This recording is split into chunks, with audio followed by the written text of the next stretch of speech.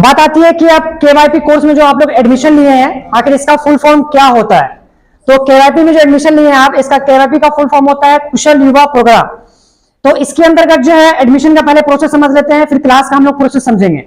जैसे आप लोग का एडमिशन हुआ है अभी फिलहाल में, तो ये जो एडमिशन हुआ है पहले आप लोग जो है वो आप लोग का रजिस्ट्रेशन हुआ था, आप अपना डॉक्यूमेंट जमा किए होंगे। इस कोर्स में एडमिशन लेने के लिए मेनली आपके पास 4 चीजें होना जरूरी है।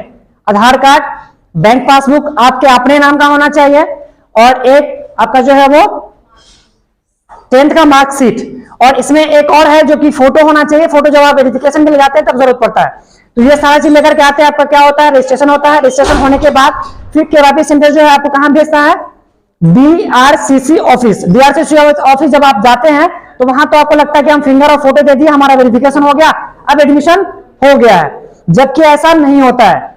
जब आप DRCC ऑफिस जाते हैं तो वहां पे आपका फिंगर और फोटो लेता है, और वहां का आपका क्या होता है, डेटा रख लिया जाता है, और फिर आपको बोला जाता है, डिसिप्लिन दे दिया जाता है, और बोला जाता है कि आप जाइएगा, आपका हो गया है। ऐसा ही नहीं हुआ है। फिर आप लोग यहाँ आते हैं, घर पे आते हैं, मतलब यहाँ आकर के सेंटर में जमा कर देते हैं अपना रिसीवी। उसके बाद क्या होता है, आप लोग घर चले जाते हैं और लगता है कि एडमिशन हो गया, जबकि ये पूरा प्रोसेस नहीं है। पूरा प्रोसेस जो होता है वो MKCL के पास होता है। अब यहाँ पे इसको बोर्ड पे पूरा हम लोग समझेंगे, ठीक है ना।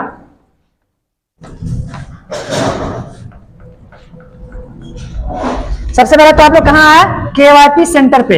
केवाईपी सेंटर पे आए, आपका रजिस्ट्रेशन हुआ। रजिस्ट्रेशन होने के बाद जो है ये क्या करती है, आपको जो है ना DRCC ऑफिस भेजती है। DRCC है ना, DRCC ऑफिस होता है, वहां जाते हैं, आपका फिंगर फोटो ले लेता है। फिर ये क्या करता है, ये जो है ना आगे डेटा को सबमिट करता है। किसको भेजते हैं ये, तो ये भेजते हैं MKCL को। MKCL, ये MKCL क्या होता है अभी हम सब क्लियर करेंगे। फिलहाल में ये समझ लीजिए कि MKCL के पास डेटा आता है। MKCL ही डिसाइड करता है, आपको क्या करता है, वेरिफिकेशन करता है, आपको चेक करता है कि आप इस कोर्स के लिए एलिजिबल है कि नहीं है। ये चेक कर लेता है, देखता है, आपका आधार चेक करता है, आपका 10th का मार्कशीट चेक करता है, आपका जो फिंगर वगैरह सब चेक कर लेता है, फोटो वगैरह चेक कर लेता है। अब जब इनको लगता है कि अब इनको जो है वो कोर्स में देना चाहिए, एडमिशन देना चाहिए, तब ये क्या करते हैं, ये डेटा जो है हमारे पास फिर से भेजते हैं।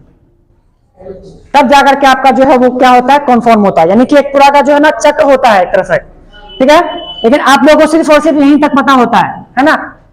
DRCC ऑफिस गए, वेरिफिकेशन हो गया, क्लास हो जाएगा, स्टार्ट हो जाएगा। इसमें मेन एक और है जिनका नाम है BSDM।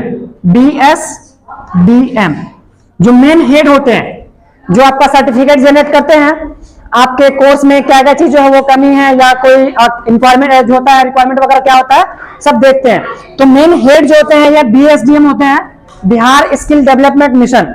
यही क्या करते हैं, आपका कोर्स का जो सर्टिफिकेट वगैरह देते हैं, कोर्स वगैरह को क्या करते हैं, और ये ऑपरेट करते हैं, यही सारा कुछ करते हैं। हालांकि ये सब जो है ट्रेनिंग पार्टनर होते हैं हम लोग को सब। तो समझ में आए एडमिशन का प्रोसेस। अब बात आती है कि हम लोग एडमिशन तो ले लिए, क्लास कैसे करेंगे। तो क्लास करने का जो पूरा प्रोसेस है ये ऑनलाइन है।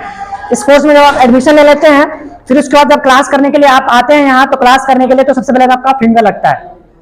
क्लास में जब आप आएंगे, आपका टाइमिंग 1 बजे से है, तो जब 1 बजे से आप आएंगे तो आने के बाद क्या करेंगे, सबसे पहले फिंगर लगाएंगे।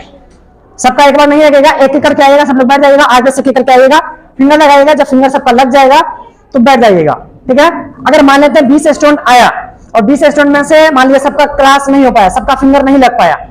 जब सबका फिंगर नहीं लग पाएगा, मान लीजिए एक स्टूडेंट से इनका फिंगर नहीं लग पाया, जब इनका फिंगर नहीं लगेगा तो इनका क्लास भी नहीं चल पाएगा। मेन आपका फिंगर है, पहली बात। आएंगे, फिंगर लगाएंगे, फिंगर लगा के बैठ जाएंगे। फिर बात आती है कि क्लास कैसे करेंगे। फिंगर लगाने के बाद बैठ जाइएगा, सर आएंगे, क्लास ओपन करेंगे, क्लास चलाएंगे, क्लास देखिएगा। क्लास देखने के बाद फिर आपको एक मोबाइल दिया जाएगा सब लोगों को, और उस मोबाइल से ऑब्जेक्टिव क्वेश्चन का आंसर सबमिट करना होगा। जो आप क्लास ऑनलाइन देखेंगे उसी में से ऑब्जेक्टिव क्वेश्चन का आंसर रहेगा। मान लीजिए 7 क्वेश्चन है ऑब्जेक्टिव का, 7 क्वेश्चन उसी में से निकाल के देगा। कभी 7 रहेगा, कभी 6 रहेगा, कभी 2 रहेगा, कभी 1 भी रहेगा। हालांकि एक अभी तक नहीं रहा है, 2 कम से कम क्वेश्चन रहता है उसमें।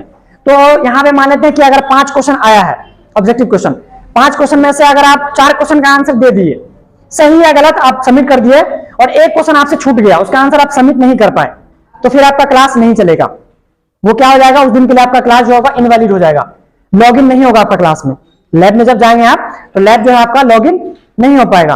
तो ये ध्यान रखना है कि पहले आपका फिंगर भी लगना चाहिए, सबका फिंगर भी लगना चाहिए। फिंगर लगा के बैठ जाएंगे, क्लास देखेंगे, क्लास देखने के बाद जो ऑब्जेक्टिव क्वेश्चन का आंसर आपको सबमिट करने के लिए कहा जाएगा, फोन जो दिया जाएगा उसे ऑब्जेक्टिव क्वेश्चन का आंसर सबमिट करेंगे। सबमिट करने के बाद उसमें से छूटना नहीं चाहिए। गलत या सही आपको ऑब्जेक्टिव क्वेश्चन का आंसर सबमिट करना ही है। 5 क्वेश्चन आया तो 5 क्वेश्चन का आंसर सबमिट करना है, ठीक है, छोड़ना नहीं है। वही हो जाएगा, अगर छोड़ दीजिएगा तो फिर लैब आपका ओपन नहीं होगा, ठीक है। तो इस तरीके से फिर आप क्लियर करके और फिर आपको लैब में भेजा जाएगा। लैब में आप जाएंगे, लैब में वहां पे आपके हेल्प के लिए रहेंगे, लोग हेल्प करेंगे वहां पे लैब में जाकर के, और सारा चीज आप देखिएगा सिस्टम्स को। क्लास वहां पे यूजर आईडी और पासवर्ड आपको अभी मिला होगा एक, उससे लॉगिन कीजिएगा। वहां पे वो बताया जाएगा किस तरीके से लॉगिन करना है। अब यहाँ पे ओपन करके हम बताएंगे, तो वहां जाइएगा, लॉगिन कीजिएगा। लॉगिन करने के बाद क्लास करने का पूरा प्रोसेस बताया जाएगा आपको वहां पे। हालांकि यहीं पे हम क्लियर कर देंगे, आपको वहां ज्यादा दिक्कत नहीं होगा।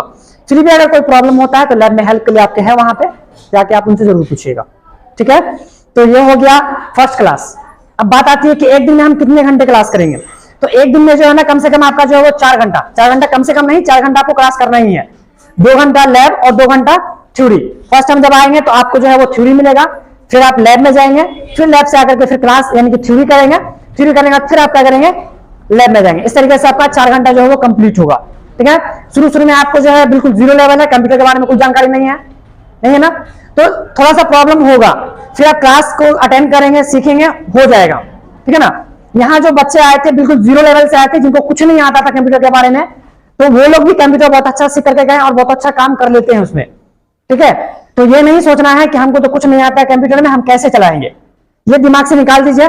क्योंकि यहाँ पे जो लोग आते हैं, लगभग स्टूडेंट जो आता है वो बिल्कुल जीरो लेवल होता है, उसको कुछ नहीं आता कंप्यूटर के बारे में, कंप्यूटर का सी भी नहीं पता होता है ठीक से, ठीक है ना। तो ये आप जो है हेजिटेशन आपके अंदर जो है वो निकाल दीजिए और बहुत अच्छे तरीके से आप सीख करके रहेंगे। एक और बात, क्लास एब्सेंट आपको बिल्कुल नहीं करना है, ठीक है। क्लास एब्सेंट करेंगे तो प्रॉब्लम हो जाएगी फिर, ठीक है ना। तो यहाँ पे जो ना सुविधा वगैरह जो है उनके बारे में हम बात कर लेते हैं, उन सब चीजों के बारे में भी। यहाँ पे जो है जो टीचर्स हैं उनका भी फिंगर लगता है। आपका फिंगर जो एक बार आप अटैच करते हैं, अगर आप जो है वो 12:30 बजे फिंगर लगाए हैं, मान लेते 1 बजे फिंगर आप लगाए हैं, तो जब 1 बजे आप फिंगर लगाए हैं तो मतलब 4 घंटे के बाद ही आपका फिंगर क्या होगा, एक्सपायर होगा। मतलब 4 घंटे तक आप क्लास कर सकते हैं उसी फिंगर से, उसके बाद फिर एक्सपायर होता है। लेकिन जो टीचर होते हैं वहां यहाँ पे उनका फिंगर जो है वो 1 घंटे 1.5 घंटे में ही क्या होता है, एक्सपायर हो जाता है। जब टीचर्स का फिंगर लगेगा तभी आपका क्लास चल पाएगा। जब टीचर्स जो है उनका फिंगर अगर नहीं लगेगा तो फिर आपका क्लास नहीं चल पाएगा, ठीक है ना। और ये भी ध्यान रखना कि आपका भी फिंगर लगना चाहिए, ठीक है ना। और ऑब्जेक्टिव क्वेश्चन का आंसर नहीं छूटना चाहिए। गलत या सही आपको सबमिट जरूर करना है, ठीक है ना। शुरू में आपको जो है हेल्प किया जाएगा, पूरा हेल्प किया जाएगा। फिर धीरे धीरे आपको खुद जो है वो सेल्फ डिपेंडेंट होना है, खुद से कोशिश करना है, ठीक है ना। इस तरीके से आपका क्लास चलेगा। अब सुविधा की बात है तो यहाँ पे टीचर्स वगैरह हैं, सब आपको जो भी डाउट वगैरह रहेगा वो क्लियर किया जाएगा। जो भी क्वेश्चन वगैरह रहेगा आप उनसे पूछिएगा, ठीक है। बात आती है यहाँ पे कि क्लास आने के बाद जब आप आ जाते हैं तो आपका सीसीटीवी कैमरा वगैरह लगा होगा चारों तरफ।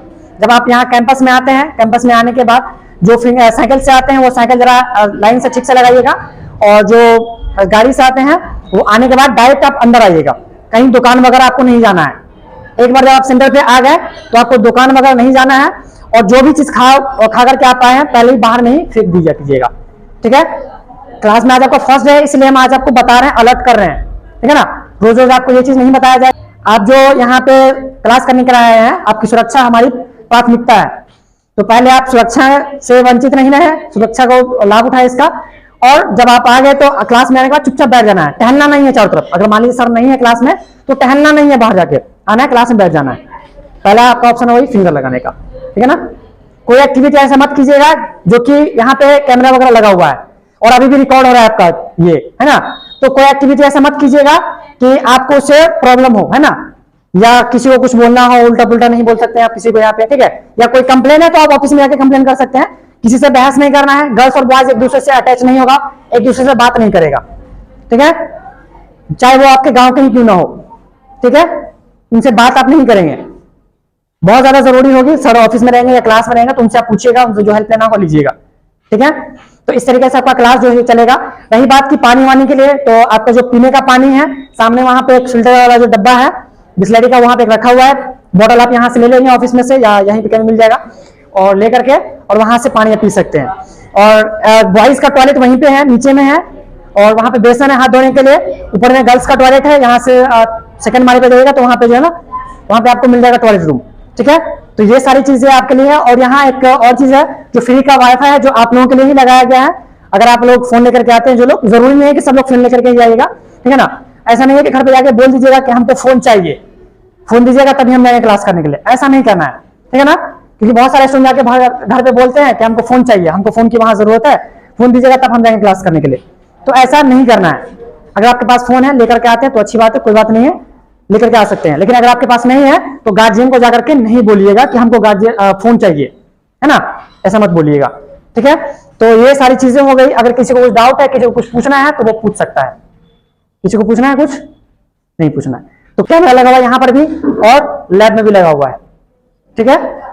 ऐसा प्रॉब्लम ना हो तो इस चीज का आप ध्यान रखिएगा, ठीक है। चलिए।